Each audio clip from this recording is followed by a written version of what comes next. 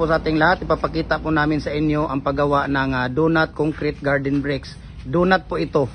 So, ang ratio ng buhangin dito, buhangin, molasses, tubig, painsan at saka yung simento sa toppings, parehas lang sa ibang mga pinapakita ko sa inyo. Ang pagkakaiba lang dito ay ang design. So, parehas lang ang ratio ng buhangin, tubig, molasses, no?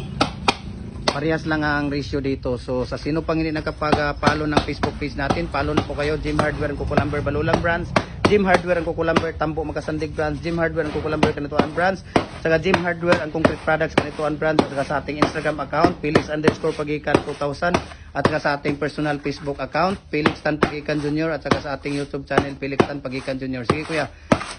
Kaya ito po ay donut, no?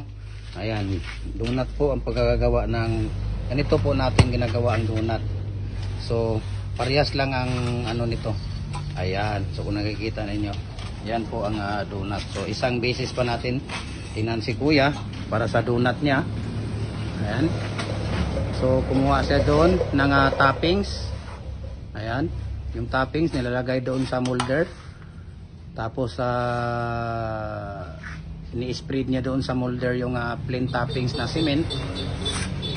Kumuha ng tawag dito